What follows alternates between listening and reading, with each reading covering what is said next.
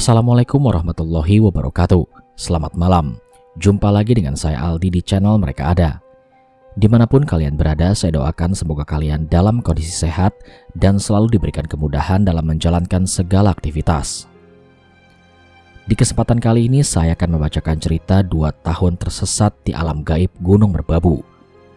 Namun sebelum mulai bercerita, pastikan teman-teman sudah support channel Mereka Ada dengan cara menekan tombol subscribe dan menyalakan lonceng notifikasinya, supaya saya makin semangat membacakan kisah horor untuk teman-teman semua. Kalau begitu tanpa banyak basa-basi lagi, mari kita mulai ceritanya.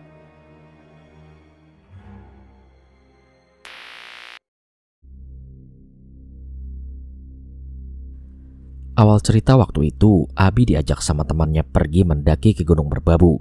Karena beberapa bulan yang lalu, Abi sudah menyanggupi temannya itu untuk mengantarkannya mendaki ke Gunung Merbabu.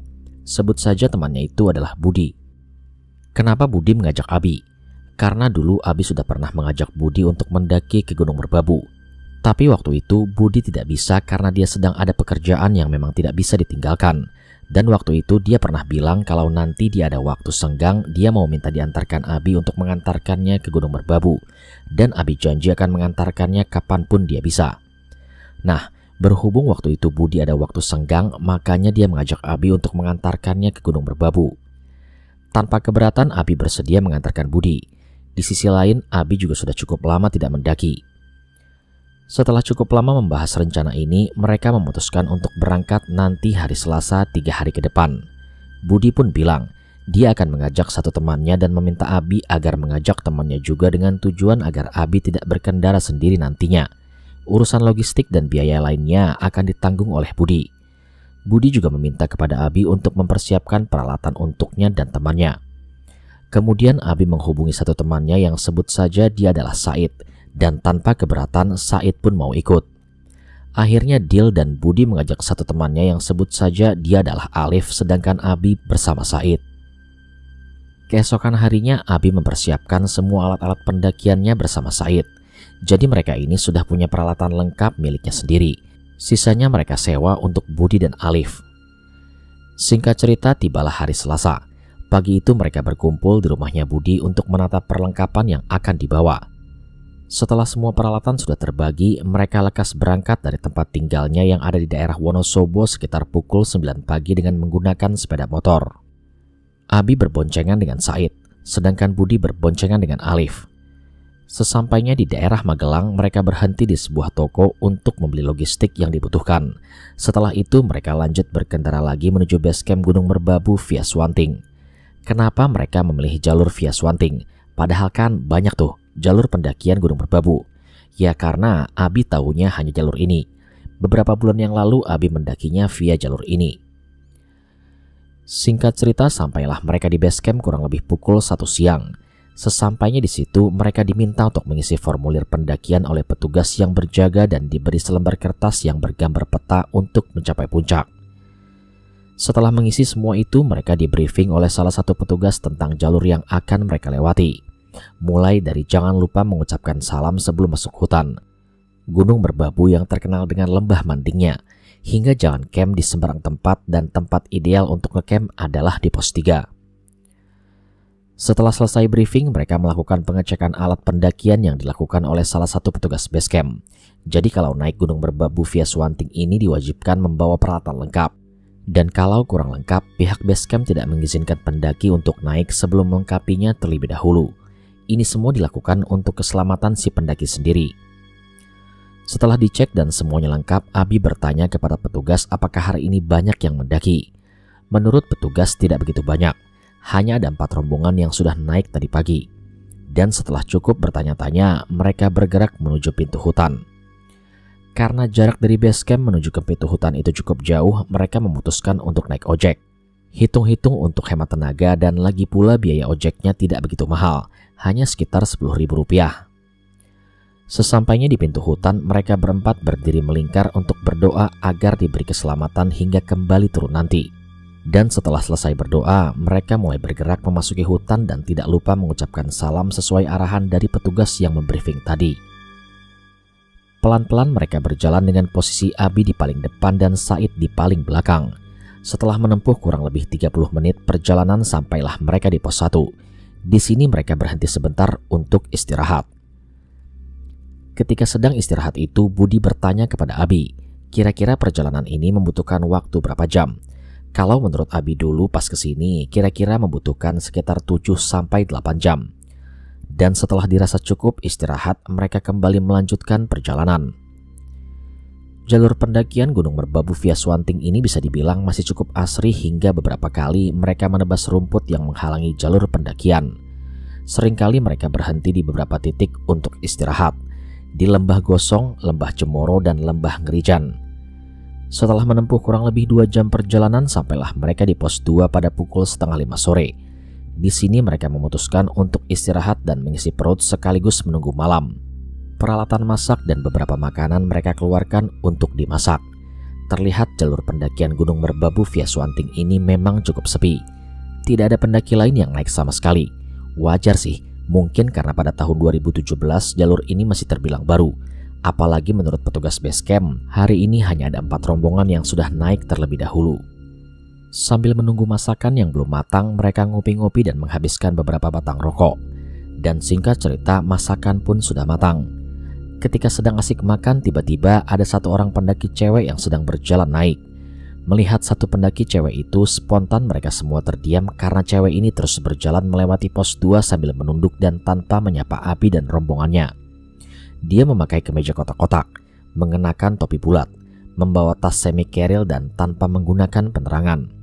Untuk wajahnya kurang jelas karena pada saat dia berjalan sambil menunduk itu wajahnya tertutupi rambut dan terlihat cukup menyeramkan. Oleh karena itu mereka semua hanya diam dan tak ada yang berani menyapanya. Di sisi lain hari itu juga sudah menjelang maghrib dan kondisinya cukup gelap. Dan setelah cewek itu berjalan meninggalkan pos 2, Budi membuka obrolan. Tadi itu siapa ya? Kok berani mendaki sendirian? Gak tahu Bud, orang daerah sini mungkin. Jawab Abi yang sudah berpikiran aneh-aneh.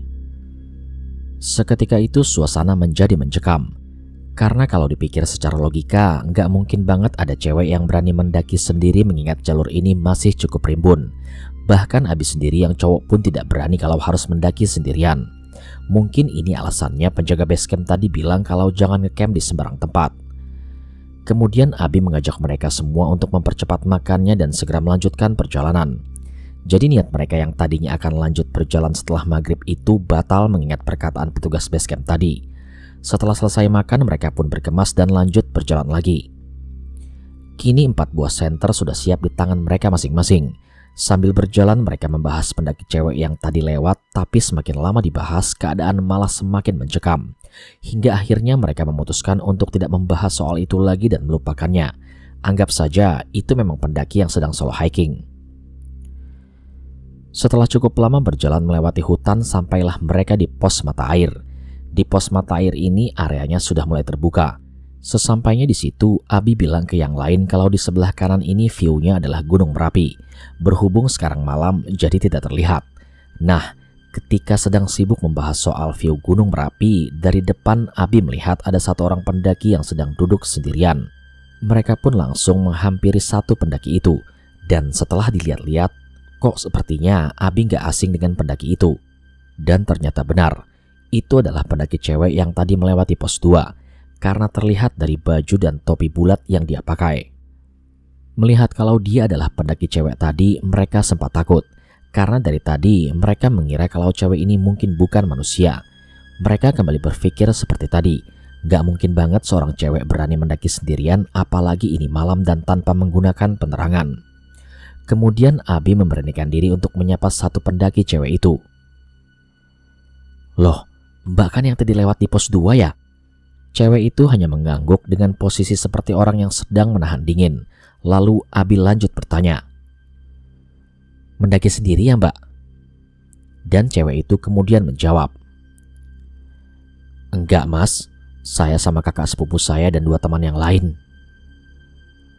Terus mereka di mana mbak? Kok ditinggal sendiri?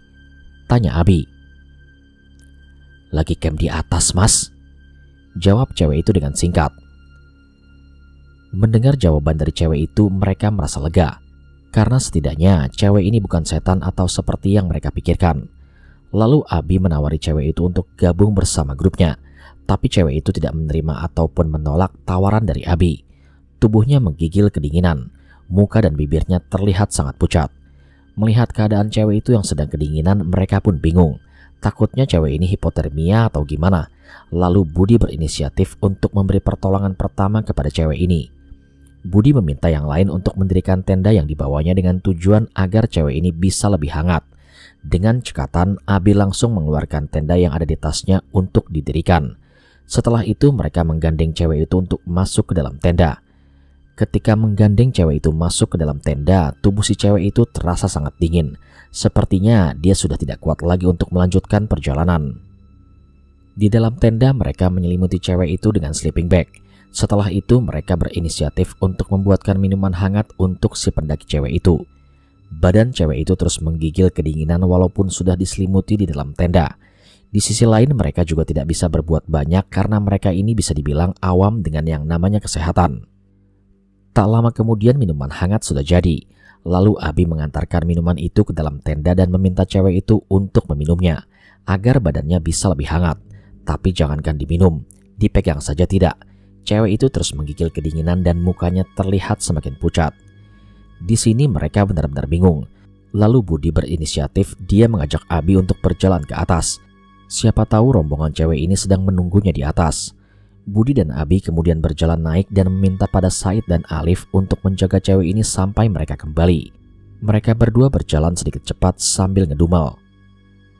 Kakak macam apaan ini? Tega ninggalin adiknya berjalan sendirian. Mereka terus berjalan. Tak terasa mereka sampai di pos 3. Di situ terlihat ada satu rombongan yang sedang ngecamp. Mereka pun langsung menghampiri rombongan itu karena mungkin itu adalah rombongan dari pendaki cewek tadi. Setelah dihampiri, Budi pun bertanya kepada salah satu seorang pendaki dari rombongan itu. Mas, ada yang ngajak adiknya nggak? Tanya Budi dengan panik. Namun rombongan itu terlihat bingung karena tidak mengerti apa yang dimaksud oleh Budi. Lalu Abi memberitahukan secara detail. Gini mas, tadi di bawah ada cewek yang katanya sedang mendaki sama kakak sepupunya. Dia sekarang sedang sakit di pos mata air. Rombongan yang ada di situ menjawab kalau mereka tidak mengenal cewek yang dimaksud oleh Abi itu. Mereka hanya mendaki dengan 4 orang, itu pun cowok semua.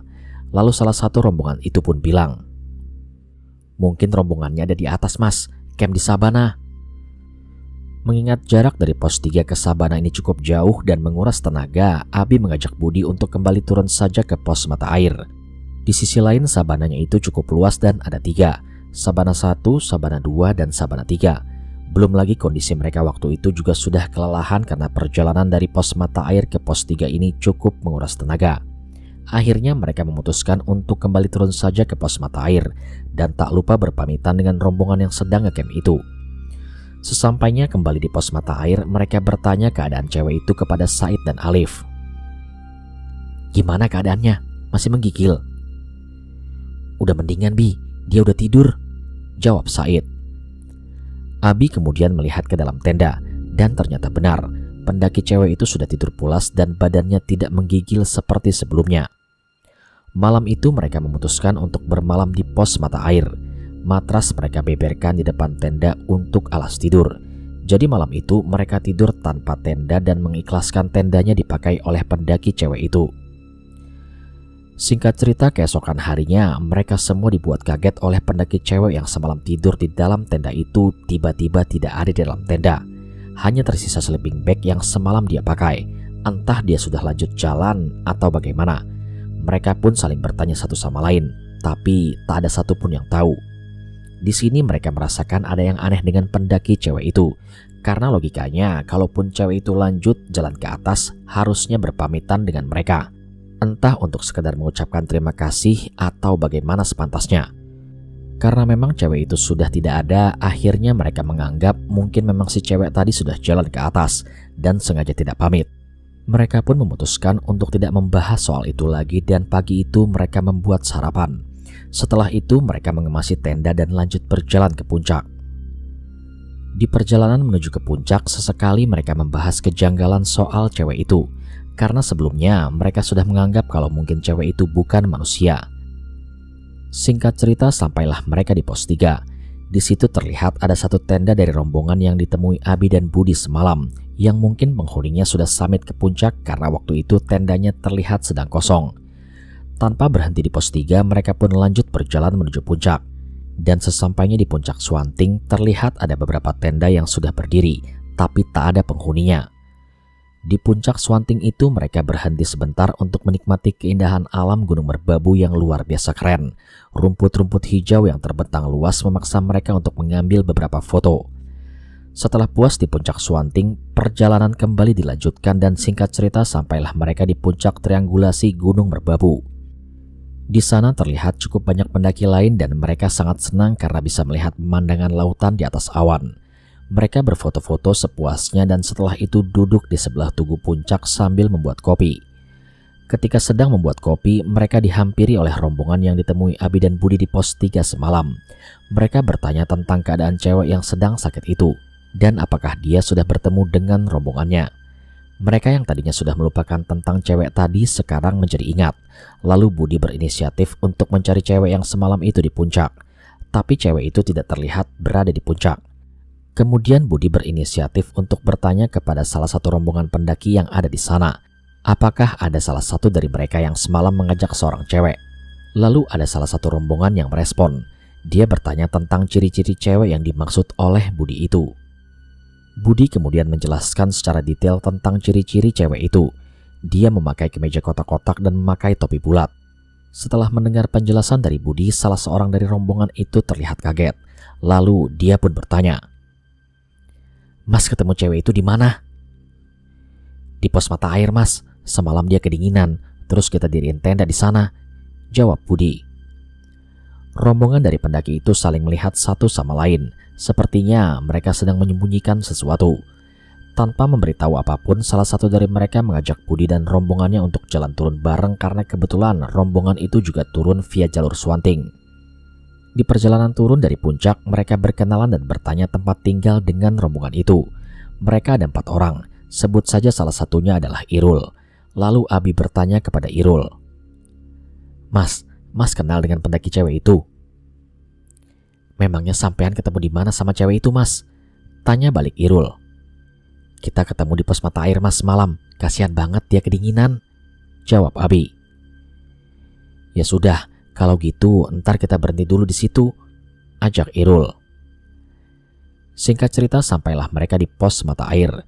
Di situ Irul bertanya kepada Abi tempat di mana dia bertemu dengan cewek itu. Abi pun menjelaskan kalau semalam cewek itu sedang duduk di sebelah pancuran air, kemudian mereka menggandengnya masuk ke dalam tenda karena kedinginan. Lalu Irul pun menjelaskan kepada Abi dan rombongannya kalau cewek itu adalah adik sepupu Irul, tapi dia sudah balik turun bersama teman yang lainnya karena tidak kuat. Mendengar penjelasan dari Irul, Abi dan yang lainnya merasa lega karena setidaknya tidak terjadi apa-apa dengan cewek itu. Kemudian mereka melanjutkan perjalanan turun hingga sampai kembali di base camp. Di base camp, Abi pun bertanya kepada Irul di mana adik sepupunya itu. Karena sesampainya di base camp, Abi tidak melihat keberadaan adik sepupunya Irul. Irul kemudian memberitahu sesuatu kepada mereka, kalau sebenarnya adik sepupunya itu sekarang dalam kondisi koma di rumah sakit sejak 2 tahun yang lalu, tepatnya setelah melakukan pendakian ke Gunung Merbabu via jalur ini. Mendengar itu mereka semua terkejut dan tidak percaya, karena tidak mungkin orang koma bisa melakukan pendakian. Melihat Abi yang sepertinya tidak percaya, Irul mengajak Abi dan rombongannya untuk mampir di rumah sakit tempat adik sepupunya dirawat. Karena kebetulan jalan pulang mereka ini searah dengan rumah sakit tersebut yang berada di kota Magelang. Abi pun setuju, begitu juga dengan yang lain, karena di sisi lain mereka juga penasaran. Pulanglah mereka dari base camp menuju rumah sakit tersebut. Dan sesampainya di rumah sakit, Irul mengajak mereka untuk pergi ke sebuah kamar yang di situ ada seorang cewek yang sedang terbaring di atas ranjang dan sedang dijaga oleh ibunya. Irul kemudian meminta kepada Abi untuk melihat dengan jelas cewek yang sedang terbaring itu. Dan ternyata benar, itu adalah cewek yang ditemui Abi dan rombongannya di gunung semalam. Dia adalah Fitri. Sontak mereka terkejut dan Budi pun berucap, "Loh, ini benar cewek yang semalam ketemu sama kita kan?" Mendengar ucapan dari Budi, ibunya Fitri yang ada di situ langsung merespon. Dia pun bertanya kepada Budi, Mas ini ketemu Fitri di mana?" "Semalam di gunung, Bu. Dia sedang kedinginan, terus kami tolongin, tapi besokannya sudah gak ada. Jelas Budi. Mendengar penjelasan dari Budi, ibunya Fitri pun kaget. Dia berpikir kalau sakit yang dialami Fitri ini bukan karena medis, tapi karena hal gaib. Karena di sisi lain, ibunya Fitri ini sedikit banyak tahu tentang hal gaib. Dia mengucapkan terima kasih banyak kepada Budi dan rombongannya karena sudah mau menolong Fitri selama di gunung itu. Beliau juga bilang soal ini jangan dipikirkan lagi. Akhirnya Abi dan teman-temannya pamit pulang kepada ibunya Fitri dan mereka juga turut mendoakan semoga Fitri cepat diberi kesembuhan. Dia juga berpamitan dengan Irul, tapi sebelum pulang mereka sempat bertukar nomor handphone dengan tujuan untuk saling menyambung tali silaturahmi. Akhirnya mereka pulang dengan penuh pertanyaan di dalam kepala. Kalau sebenarnya Fitri ini sedang berada di rumah sakit, lalu yang ketemu mereka di gunung itu siapa? Singkat cerita, beberapa hari kemudian tiba-tiba Abi mendapatkan telepon dari Irul dan mengajaknya untuk naik ke gunung Merbabu lagi dengan alasan ada hal penting, dengan catatan hanya berdua saja. Abi pun setuju dengan ajakan Irul karena sebenarnya Abi masih penasaran dengan kejadian waktu itu. Dia berpikir mungkin ini ada hubungannya dengan kejadian itu. Kemudian mereka menentukan hari, kapan mereka akan berangkat dan mereka memutuskan untuk berangkat 2 hari ke depan. Singkat cerita, tibalah hari pemberangkatan. Mereka sepakat untuk bertemu di kota Magelang. Setelah bertemu, Abi bertanya kenapa tiba-tiba Irul mengajaknya untuk naik ke gunung Merbabu lagi. Di sini Irul menjelaskan. Jadi gini Bi, setelah kejadian di gunung itu, ibunya Fitri pergi ke orang pintar untuk menanyakan perihal anaknya. Dan menurut orang pintar itu, jiwanya Fitri sedang terperangkap di gunung Merbabu dan gak bisa pulang. Aku diminta sama ibunya Fitri untuk membebaskannya. Alasan kenapa aku ngajakin kamu, soalnya kamu yang tahu tempat terakhir kamu melihat Fitri. Mendengar itu, Abi pun bertanya, waduh, gimana caranya? Aku gak tahu apa-apa soal itu. Udah, kamu ikut aja, cuma nemenin aku kok, jawab Irul. Karena merasa empati dengan keadaan Fitri, Abi pun mau dan berangkatlah mereka berdua ke gunung Merbabu. Tapi pendakian mereka kali ini bisa dibilang yang bukan pendakian gunung biasa, melainkan pendakian spiritual dengan misi membebaskan jiwa Fitri yang terperangkap di gunung Merbabu itu. Mereka berangkat dari Magelang menggunakan motor milik Irul. Selama di perjalanan ada rasa takut yang dirasakan Abi karena sebelumnya dia belum pernah melakukan hal-hal spiritual seperti itu, apalagi di gunung. Tapi dia sudah mempercayakan semua itu kepada Irul karena mungkin Irul lebih berpengalaman di bidang itu. Singkat cerita, sampailah mereka di base camp Gunung Merbabu via Swanting. Waktu itu mereka tidak membawa perbekalan banyak karena memang pendakian kali ini bukan untuk ke puncak.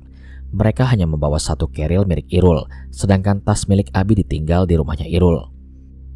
Di pos mereka sempat ditanyai oleh petugas karena waktu itu petugas masih ingat dengan mereka yang 2 minggu lalu mendaki ke sini. Perasaan kalian habis dari sini ya? Ucap penjaga pos. Iya pak, 2 minggu lalu, ketagihan, makanya pengen naik lagi, jawab Irul. Irul sengaja tidak memberitahukan tujuan mereka kepada penjaga pos karena takutnya tidak diperbolehkan naik atau yang lainnya. Dan setelah menyelesaikan pendaftaran, mereka langsung memulai pendakian. Pendakian kali ini dimulai pada pukul 4 sore dari pintu hutan. Di awal-awal perjalanan masih belum ada yang aneh sama sekali. Abi bertanya kepada Irul tentang tujuan ini dan Irul hanya menjawab, udah, tenang aja, nanti kita bakalan dibantu sama orang pintar yang aku ceritain tadi. Irul kemudian bertanya kepada Abi tentang pengalamannya mendaki gunung selama ini dengan tujuan agar Abi tidak memikirkan soal itu lagi. Abi pun menceritakan semua pengalamannya ketika mendaki termasuk pendakian pertamanya ke gunung ini. Singkat cerita sampailah mereka di pos 1. Di pos 1 ini entah kenapa tiba-tiba Abi mempunyai firasat yang tidak enak. Seperti akan terjadi sesuatu kepada dirinya. Tapi mengingat perkataan Irul tadi berusaha untuk tenang dan menganggap mungkin itu cuman perasaan saja. Di pos 1 mereka tidak lama hanya sekedar minum untuk membasahi tenggorokan. Kemudian lanjut berjalan lagi menuju ke pos 2. Di perjalanan menuju ke pos 2, firasat tidak enak yang dirasakan Abi ini tiba-tiba semakin kuat. Sebenarnya Abi tidak ingin memikirkan hal itu, tapi nggak tahu kenapa di dalam diri Abi ini ada rasa takut yang sebelumnya belum pernah dia rasakan. Sambil berjalan, Abi pun gugup. Otaknya terus memaksa memikirkan hal-hal negatif. Namun di tengah-tengah kegugupannya, tiba-tiba Irul pun bertanya, "Bi, kamu kenal sama yang namanya Tika nggak? Dia juga anak Wonosobo katanya." "Enggak tuh, emangnya Wonosobo daerah mana?" tanya balik Abi. "Kurang tahu sih, dulu aku pernah ketemu sama dia di Gunung Sindoro dan dia bilang anak Wonosobo," jelas Irul.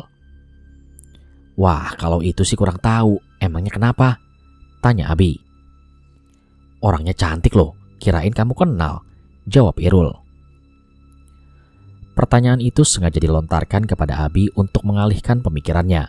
Sepertinya Irul tahu kalau Abi ini sedang gugup. Obrolan mereka kemudian mengarah kepada perempuan, dan sesekali Irul pun bertanya apakah Abi sudah punya pacar atau belum dan kapan rencana untuk menikah. Abi pun bilang kalau dia belum punya pacar dan belum ada rencana untuk menikah muda, karena dia aja kerja masih serabutan. Karena cukup asik ngobrol, tak terasa sampailah mereka di pos 2 tepat masuk waktu maghrib. Di pos 2 ini Irul mengajak Abi untuk istirahat. Intinya dia mengajak Abi untuk nyantai-nyantai terlebih dahulu. Peralatan masak dikeluarkan untuk membuat mie instan dan kopi. Kemudian mereka menikmatinya sambil berbincang-bincang hingga pada akhirnya Abi bertanya pada Irul di mana mereka akan bermalam. Menurut Irul, malam ini mereka akan ngecamp di pos mata air, karena disitulah Abi pernah bertemu dengan Fitri. Abi pun hanya menurut meskipun sebenarnya dia masih menyimpan rasa tidak enak itu. Setelah cukup puas istirahat, Irul mengajak Abi untuk lanjut perjalanan menuju ke pos mata air, tempat di mana Abi pernah bertemu dengan Fitri. Setelah berkemas, perjalanan pun kembali dilanjutkan tepat pada pukul 7 malam. Di perjalanan menuju ke pos mata air, seringkali Abi merasakan ada yang aneh di sekitarnya. Ketika sedang berjalan di antara semak-semak yang cukup rimbun, sayup-sayup Abi mendengar suara banyak orang yang sedang beraktivitas. Seakan-akan dia ini sedang berjalan di tengah keramaian, tapi tak ada nampak satu orang pun. Merasa kalau ini aneh, Abi pun bertanya kepada Irul, "Rul, kamu dengar gak? Kayak ada suara orang." "Enggak, mana ada orang di hutan kayak gini. Atau mungkin suara orang yang sedang ngecamp kali ya?" jawab Irul. Melihat kalau Irul tidak mendengar suara itu, Abi pun berpikir, masa iya Irul gak dengar sih? Padahal ini jelas banget. Abi tidak melanjutkan pertanyaannya karena dia berpikir kalau mungkin Irul juga mendengar tapi dia tidak bilang kepadanya. Mereka pun terus berjalan. Semakin jauh berjalan, suara keramaian itu terdengar semakin jauh, tapi kali ini ada sesuatu yang lebih aneh lagi. Abi merasa kalau perjalanannya ini ada yang mengikuti. Abi yang waktu itu berjalan di belakang, seringkali dia menoleh ke arah belakang tapi tak terlihat ada siapapun, hingga akhirnya terdengar ada suara di belakangnya. Seperti suara langkah kaki yang berjalan di semak-semak. Mendengar itu spontan Abi langsung menoleh ke belakang untuk memastikan suara itu. Sekilas terlihat ada sekelebatan bayangan putih yang melintas di antara semak-semak. Abi pun menganggap ini adalah wajar mengingat pendakian mereka ini bukan pendakian biasa, melainkan pendakian spiritual. Karena takut, Abi meminta kepada Irul untuk bertukar posisi dan Irul pun tidak keberatan. Sekarang posisi Abi ada di depan dan Irul ada di belakang, tapi sesekali Abi masih melihat sekelebatan bayangan putih itu di depan. Nah, berhubung sudah terlanjur minta ganti posisi, mau tidak mau dia harus memberanikan diri untuk terus berjalan. Singkat cerita, sampailah mereka di pos mata air tepat pukul 9 malam. Di situ mereka langsung mendirikan satu tenda yang dibawa oleh Irul. Setelah tenda sudah berdiri, mereka langsung membuat kopi untuk menghangatkan tubuh karena malam itu suhunya cukup dingin. Ketika sedang sibuk merebus air, terlihat ada dua orang pendaki yang akan naik. Mereka berhenti di pos mata air di dekat Abi dan Irul yang sedang sibuk dengan airnya yang belum mendidih. Pendaki itu kemudian menyapa Abi dan Irul. "Mau naik apa udah turun, Mas?" "Oh, kita mau turun, Mas, tapi sengaja ngecamp dulu di sini nunggu besok," jawab Irul. "Di atas rame nggak di pos 3? Tanya pendaki itu. Di sini Irul bingung karena sebenarnya tujuan mereka cuma sampai di sini. Dia sengaja berbohong agar pendaki ini tidak tahu dengan tujuan mereka. Lalu Abi pun menyahut, "Lumayan, Mas, memangnya sampean mau ngecamp di sana?" "Ya, rencananya sih begitu," jawab pendaki itu. "Oh iya, mending di sana aja, lebih ideal tempatnya," sahut Irul. Irul berharap kedua pendaki ini tidak ngecamp di sini karena itu akan menggagalkan niat mereka. Akhirnya kedua pendaki itu memutuskan untuk lanjut berjalan dan ngecamp di pos 3. Kopi pun sudah siap diminum. Sambil minum kopi, Abi pun bertanya, "Rul, kita sekarang harus ngapain?" "Sabar, tunggu nanti agak maleman," jawab Irul. Abi yang tak tahu apa-apa hanya menurut. Di situ mereka santai sambil menikmati kopi dan rokok. Irul kemudian meminta Abi agar menceritakan kejadian saat bertemu dengan Fitri di sini. Abi pun bercerita banyak, mulai dari dia melihat Fitri yang berjalan dari pos 2 hingga melihat Fitri yang sedang duduk seperti menahan dingin hingga akhirnya dia menolongnya. Setelah cukup lama berbincang-bincang tentang Fitri, tak terasa waktu sudah menunjukkan pukul 10 malam. Irul mengajak Abi untuk mencari kayu untuk digunakan sebagai api unggun. Mereka pun pergi mencari kayu dan setelah itu Irul meminta Abi untuk menyalakan kayu itu. Ketika sedang sibuk menyalakan api, terlihat Irul seperti melempar sesuatu ke dalam api tersebut dan Abi tahu itu apa. Setelah api sudah menyala, mereka melanjutkan minum kopi sambil ngobrol-ngobrol di dekat api. Tak lama setelah itu, tiba-tiba Abi mencium bau yang aneh dari api tersebut. Baunya itu seperti kemenyan dan Abi pun bertanya kepada Irul, "Rul, kamu cium bau kemenyan gak?" "Iya, tadi aku masukin kemenyan ke dalam api itu, soalnya itu syarat dari orang pintar itu." Dan tak lama kemudian angin berhembus cukup kencang. Bersamaan dengan itu tiba-tiba Abi merasakan merinding yang luar biasa dan pundaknya terasa panas dan semakin berat. Hal itu membuat posisi duduknya membungkuk karena tidak kuat menahan beban di pundaknya. Dan tak lama kemudian terasa seperti ada yang menarik tubuhnya dari belakang dengan sangat kencang hingga membuat Abi tak sadarkan diri.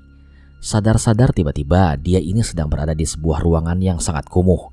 Temboknya penuh dengan lumut dan dia ini sedang berada di dalam jeruji besi. Jadi posisinya Abi ini sedang dikurung di dalam jeruji tersebut. Spontan Abi kaget dan dia langsung duduk mengamati keadaan sekitar. Terlihat tempat ini seperti di dalam goa. Ketika sedang sibuk mengamati sekitar, dari kejauhan terlihat ada jeruji lain yang di dalamnya juga terdapat orang yang sedang dikurung. Dia kemudian berdiri dari duduknya untuk melihat lebih jelas lagi siapa orang yang dikurung itu. Dia adalah perempuan, sedang termenung, memakai baju kotak-kotak dan mengenakan topi bulat yang tak lain dia adalah Fitri. Spontan dia pun langsung teriak memanggil Fitri dan Fitri pun meresponnya. Di sini Abi bingung kenapa dia bisa berada di tempat itu.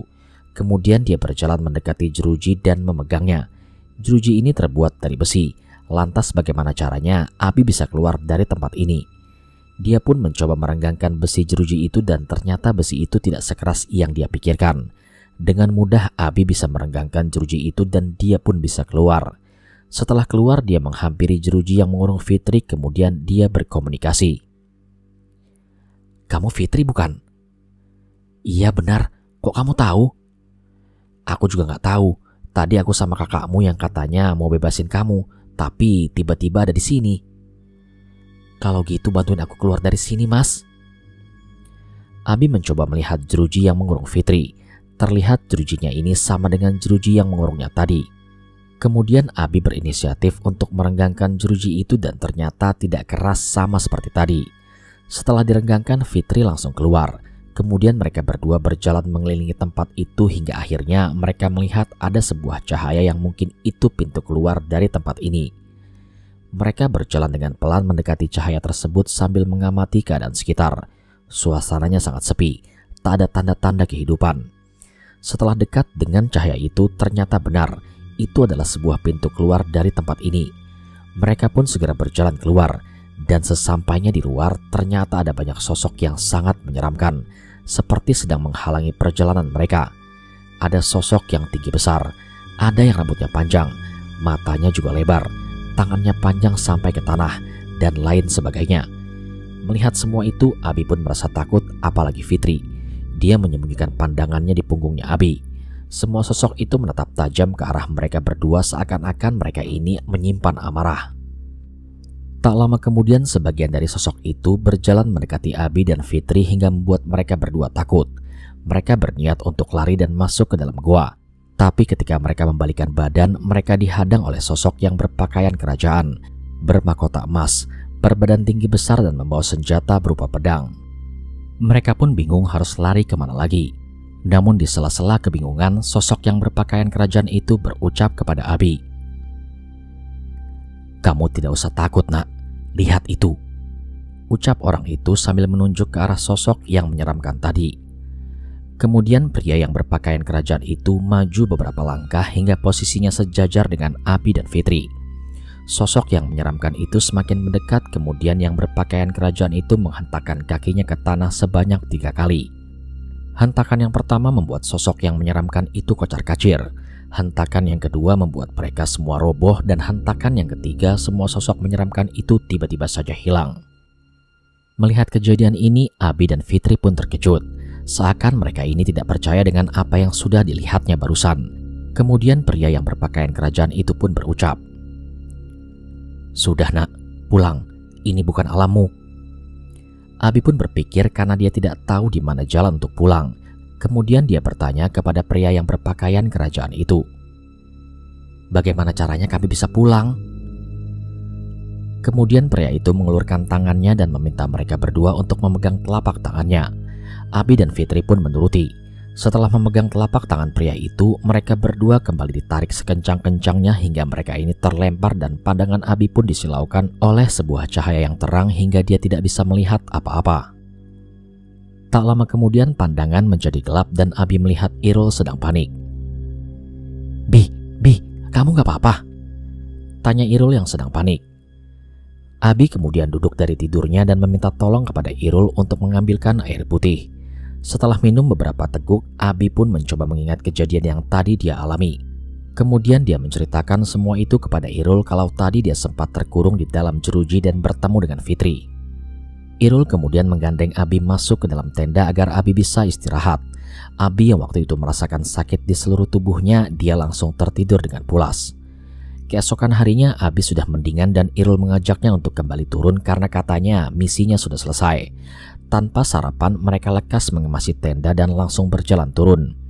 Di perjalanan turun Abi masih terus memikirkan kejadian yang semalam dia alami. Di dalam hati pun dia bilang, "Semalam aku ini di mana ya? Dan siapa pria yang berpakaian kerajaan itu?" Singkat cerita, sampailah mereka kembali di base camp. Tanpa lama-lama lagi mereka langsung berkendara pulang. Di perjalanan menuju ke Magelang, mereka sempat mampir di warung untuk sarapan. Ketika berada di warung makan, Irul menjelaskan semuanya kepada Abi tentang kenapa dia mengajak Abi dalam misi ini. Mendengar itu, Abi sedikit tidak percaya karena dia merasa tidak punya kelebihan apa-apa. Setelah selesai makan, mereka menuju rumah sakit tempat Fitri dirawat. Di rumah sakit ternyata Fitri sudah siuman. Dia sedang menangis sambil memeluk ibunya. Melihat kedatangan Abi dan Irul, ibunya Fitri menghampiri mereka berdua dan langsung memeluk Abi sambil mengucapkan terima kasih sebanyak-banyaknya sambil meneteskan air mata. Abi yang tidak tahu apa-apa pun sontak bingung. Lalu ibunya Fitri mengajak Abi untuk duduk di sebuah kursi dan menjelaskan tentang semua ini kepada Abi. Bahwasanya dia sengaja meminta Irul untuk mengajaknya pergi ke gunung itu karena menurut orang pintar yang didatanginya, Abi mempunyai khodam pendamping yang kuat dan itu bisa membebaskan jiwa Fitri dari alam gaib. Mendengar penjelasan itu, Abi malah semakin heran. Apa mungkin yang dimaksud ibunya Fitri itu adalah pria yang memakai baju kerajaan? Ibu Fitri kemudian mengambil sebuah kotak dan diberikan kepada Abi sebagai tanda terima kasih. Kemudian dibukalah kotak itu oleh Abi dan ternyata isinya adalah sejumlah uang yang cukup banyak. Karena merasa tidak pantas menerima itu, Abi pun menolak, tapi ibunya Fitri tetap memaksa agar Abi menerimanya karena kalau tidak, dia sudah menggagalkan niat orang yang mau bersedekah. Terpaksa Abi pun menerima dan dia ikut senang karena Fitri sekarang sudah siuman. Abi kemudian berpamitan kepada ibunya Fitri dan Irul untuk kembali pulang. Di perjalanan pulang, ia terus memikirkan apa yang sudah dikatakan oleh ibunya Fitri tadi. Sesampainya di rumah, dia menemui ibunya dan memberikan barang pemberian ibunya Fitri tadi kepada ibunya dan setelah itu Abi pun bertanya. Ibunya Abi membuka kotak itu, melihat isi di dalamnya. Beliau pun kaget melihat uang sebanyak itu lalu bertanya kepada Abi dari mana dia mendapatkan uang itu. Abi pun menjelaskan kalau ini tadi diberi oleh seseorang sebagai tanda terima kasih. Karena Abi sudah membebaskan anaknya dari alam gaib serta menjelaskan apa yang sudah dikatakan ibunya Fitri tadi kalau Abi punya khodam yang kuat. Nah, di sini ibunya Abi menceritakan yang sebenarnya tentang keluarganya, bahwasanya keluarganya ini adalah keturunan darah biru dari seorang raja yang ternama. Pantas saja waktu itu ada pria berpakaian kerajaan yang menolongnya. Mungkin itu adalah raja yang dimaksud oleh ibunya. Setelah mendengar penjelasan dari ibunya, Abi pun langsung mandi dan setelah itu dia istirahat. Beberapa minggu kemudian dia dihubungi oleh Irul untuk mengajaknya nongkrong di sebuah tempat di dekat tempat tinggalnya. Berangkatlah Abi ke tempat tersebut dan sesampainya di sana terlihat Irul bersama seorang perempuan yang tak lain dia adalah Fitri. Terlihat Fitri sudah kembali sehat dan terlihat sangat cantik, berbeda dengan Fitri yang waktu itu masih berada di rumah sakit. Di situ mereka ngobrol banyak dan Fitri juga mengucapkan terima kasih banyak kepada Abi karena sudah mau menolongnya hingga dia bisa jadi seperti sekarang. Tali silaturahmi kemudian terjalin antara Abi dan Fitri sehingga membuat mereka semakin dekat. Mereka lebih sering chattingan dan sering keluar bareng hingga akhirnya ya kalian bisa pikir sendiri kan?